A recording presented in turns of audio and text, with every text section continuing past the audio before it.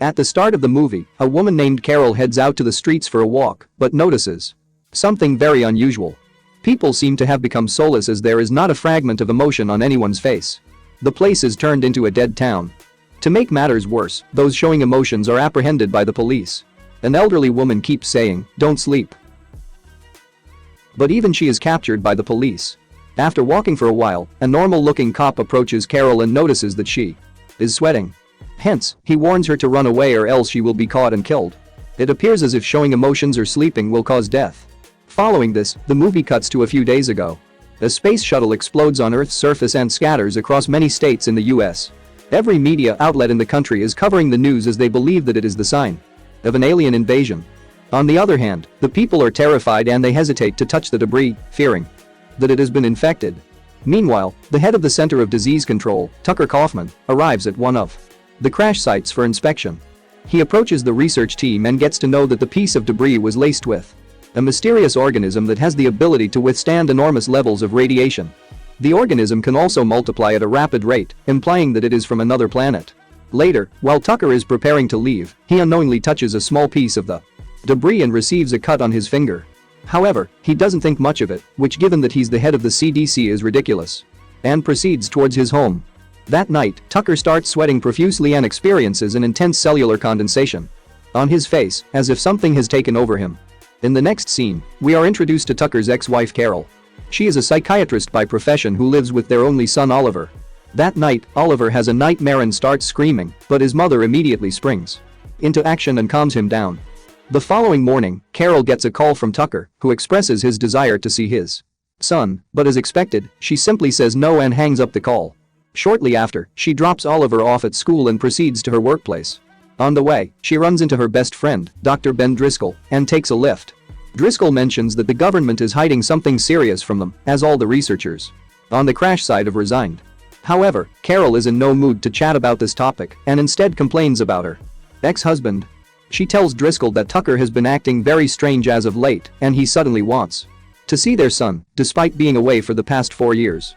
As the two friends continue their conversation, they arrive outside Carol's office and part ways. Later, Carol starts her counseling session for the day. Her first patient is a middle-aged woman named Wendy, who reveals that her husband has been acting very weird as of late. Just a few days ago, he killed their family dog without any remorse. Carol instantly realizes that something is wrong, but for the time being, she just prescribes a few medications to her patient. "Have some Xanax, that'll stop your husband from killing things." After finishing work, Carol and her neighbor Pam take their children out trick-or-treating. As it is Halloween night. When they approach a house, the family dog starts barking profusely, as if it has sensed something. Wendy's husband must be nearby. Carol and her gang proceed to leave, but just then, the dog lunges towards Pam's son, Andy, and tackles him to the ground. Surprisingly, despite the terrifying situation, the little boy doesn't even flinch. Instead, he squeezes the dog's mouth with his bare hands until help arrives and separates the two. Shortly after, the group reaches Carol's home, where the mothers have a brief chat. Pam reveals that Andy has been acting very strange for some days, and sometimes she thinks that he has lost his emotions. However, Carol, being a psychiatrist, assures her that it is very normal for kids his age. Suddenly, Oliver starts screaming from another room, and when Carol reaches there, she finds a strange piece of flesh coming out of his hand.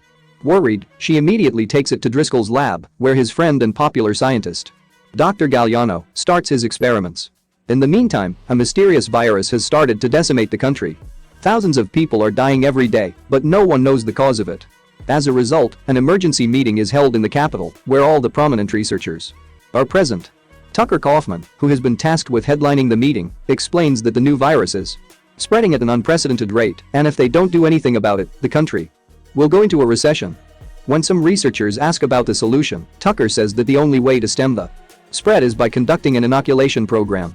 As the meeting goes on, several infected waiters inside the kitchen are seen puking into the tea that is going to be served to everyone. Later that night, Carol reluctantly decides to let Tucker spend the weekend with Oliver, as he is the father, after all. While she is driving to his house, a terrified lady suddenly appears, asking for help. She keeps mentioning that something terrible is about to happen, but before she can reveal the cause, a car runs her over. Shortly after, the cops arrive at the scene. Carol asserts that she's ready to testify against the reckless driver, but the head cop simply tells her to go home. Hearing this, Carol starts assuming that something really bad is happening in the city. After a while, she drops Oliver at Tucker's place and leaves. That same night, Carol and Driscoll attend a lavish party where they engage in a short conversation with Czech diplomat Dr. Belichick and his wife, Ljudmila. The two then meet other diplomats, including Dr. Jurek, and talk about the dark side of human nature. After the party, Driscoll tries to kiss Carol in the car, but the latter backs off, saying that she doesn't want to ruin their friendship. She also doesn't want that alien sociopath disease. The next morning, while Carol is heading to work, she notices something very strange. Several people have completely frozen, as if their soul has been taken away. When she reaches the office, she is taken aback to find that all of her clients have cancelled their appointments for the day. Just then, she receives a call from Driscoll, informing her that the test results of the strange skin patch have come out. In the next scene, Carol reaches the lab, where Dr. Galliano is waiting for her. He reveals that the skin sample is made up of several molecular spores that take over the human brain during sleep and alter the genetic code, rendering a person unstable. Hence, in order to prevent the deadly infection, they are forbidden from sleeping until they find a cure. Meanwhile, Ljudmila calls Driscoll and informs him that Dr. Jurek has been acting strangely. As a result, the three immediately rush to the diplomat's house, where they come across Jurek in a terrible state. Carol tries taking a picture of him, but suddenly, the monster-like man wakes up and attacks her. However, before any serious damage is caused, Driscoll thwarts Jurek, causing him to vomit a weird liquid and die. Following the incident, Carol becomes scared and rushes to retrieve Oliver from her ex-husband. When she reaches the place, she sees Tucker in a meeting with some of his associates. Carol is worried about her son, but Tucker assures her that Oliver is playing at his friend Jean's house. Despite this, she isn't convinced and starts looking for her son, but just then, the men from the meeting surround her. The terrified Carol tries to run, but Tucker effortlessly tackles her to the ground and infects her with his saliva. Fortunately, she somehow manages to escape the house and get into her car. Carol drives recklessly through the neighborhood, resulting in an accident. When she gets out of the car, she is again chased by a group of infected people, but even this time, she evades them and enters a subway station. Shortly after, Carol gets on the train, which is full of passengers with the same vague expressions. Just then, she receives a message from Oliver, who asks her to save him immediately, as Tucker has taken him somewhere. This worries Carol, and when she breaks down in desperation, a passenger tells her to act emotionless if she doesn't want to get caught. Suddenly, a group of infected passengers enter the compartment and start a brawl. They try to subdue Carol, but she somehow manages to exit the train and flee. She then gets back to the road and witnesses some cops forcing the uninfected citizens to be inoculated with the virus. Meanwhile, an uninfected cop notices the sweat on her face and tells her to run, indicating that the infected ones cannot sweat. By this time, the city has turned into a war zone, and several people are committing the unthinkable to save themselves from the virus. In the next scene, Carol rushes over to the Belichick mansion, where Driscoll and Galliano are still conducting their tests. After a bit of discussion, Driscoll decides to help Carol find her son, while Dr. Galliano and his assistant prepare to travel to Fort Detrick, Maryland, to find a cure for the virus. They also decide to stay awake, fearing that they might have been infected. Later, when Carol and Driscoll head back to the streets, they notice Wendy being forcefully taken away by the cops. When she tries resisting, the infected cops zap her with a stick and knock her out. Despite this, she doesn't turn. Carol and Driscoll notice this and deduce that Wendy has somehow developed an immunity to the virus. After a while, the duo steals a police car and arrives at Carol's office, where they begin searching through Wendy's medical profile. Driscoll finds out that Wendy was suffering from a brain illness called encephalitis. And this is the reason why the virus doesn't want to enter her brain.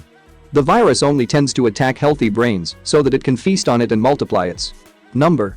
Just then, Carol gets another text from Oliver, mentioning that he is being held at his grave at his grandmother's home in Baltimore. Scared, Carol comes clean with Driscoll that she has already been infected with the virus. Despite this, her best friend assures her that everything will be alright. Following this, Driscoll somehow manages to drop Carol off at the train station before the city gets sealed. After sharing an emotional goodbye, the two depart. Then, Carol boards the train to Baltimore, where she unexpectedly runs into Oliver's friend, Jean, who has also been infected. It turns out that he is also heading to meet Oliver. After the train reaches Baltimore, Tucker arrives at the station to escort Carol and Jean to his mother's place. That evening, Tucker gets a call from his associates and heads outside. Taking this as the perfect opportunity, Carol scans through the house and finally finds her son. The two then have an emotional reunion, and Oliver mentions that he is still uninfected, despite sleeping every day. Here we get to know that the little boy is taking constant medication for his sleeping disorder, and that is why he isn't infected with the virus. Suddenly, Jean approaches the two and tries to infect them with the virus, but Carol easily swats him away and rushes out with her son. On the way out, Tucker catches wind of the escape and immediately chases after his family. He tracks them inside an abandoned warehouse and tries hurting them, but Carol grabs an iron rod and strikes him in the head, finally killing him.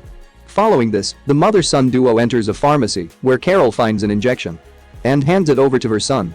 She then instructs the boy to inject it into her in case she falls asleep. Meanwhile, she gets a call from Driscoll and informs him about their location.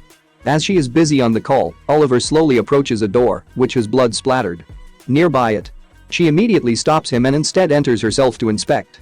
There, she notices several infected people lying on the ground and rushes out, but not before grabbing a gun from one of them.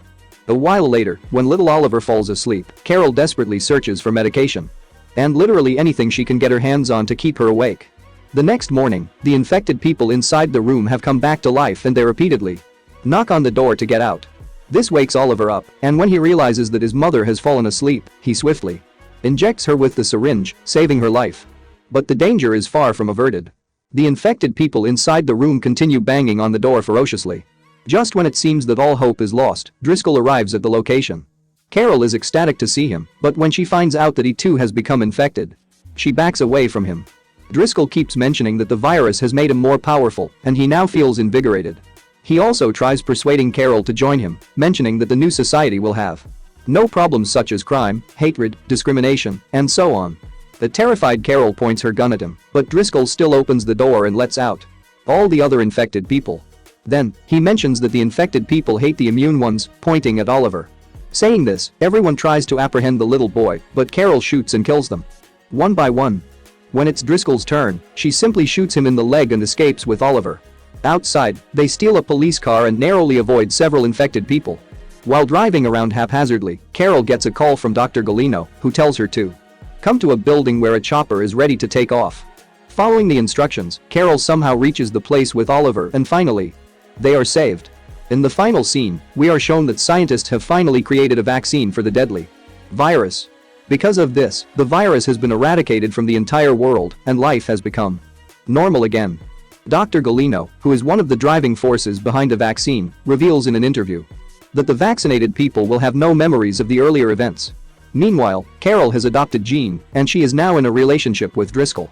The movie ends as Oliver and Jean head to school, while Driscoll reads a newspaper, completely unaware of the heroism that he showed a year earlier.